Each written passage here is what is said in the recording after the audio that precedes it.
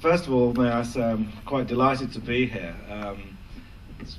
In the taxi this morning coming from the Eurostar, I saw the Atomium, and sadly I realized just how old I was, because I was here in 1958 with my parents, because I have to also admit that my mother's from Antwerp, so ik kan een klein beetje Vlaams spreken.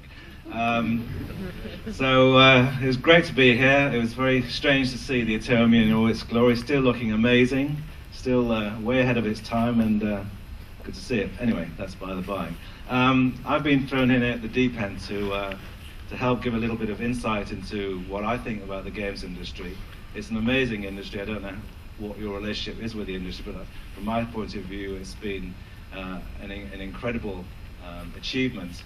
If you look at software sales alone today, it amounts to $40 billion a year. Half the population now plays games. It's becoming a joined-up world played online. And games, for me, help to define people as what we are as human beings. You know, they're as important culturally, socially, and economically as music and film. And it's part of what we actually do. But it's had a brief but very impactful history. If you think about games, how do we start playing games? Well, if you watch babies, they start to interact with the world as soon as they pop out of the womb. They're trying to hit objects around them, learning by their interactivity with the world, and that's all part of learning by play, and we never actually stop playing. And today, you see, of course, children playing, but you also see youth playing, and now today everybody's playing, where you see grandparents playing with their grandchildren, Wii Sports, you're seeing famous pop stars and celebrities playing on their Nintendo DS's. It is very much part of our culture, and people have to accept that. Those who worry about the games that are purely violence are really missing the point. If you try to criticize the whole of the games industry on the back of a title like Manhunt, that's rather like trying to criticize the whole of the film industry on the back of a title like Texas Chainsaw Massacre. Everyone's been to a film, everyone's read books, so they know it's a much broader church, but some people don't understand how broad a church games has become.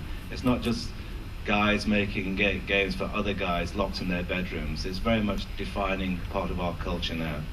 And it's things not just to be enjoyed, but to be celebrated too.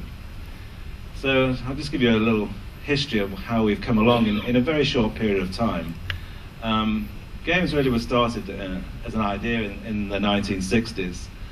Steve Russell, in a laboratory with his vector graphics, created Space War, which was a simulation of a spaceship with limited fuel and limited weapons fighting another spaceship.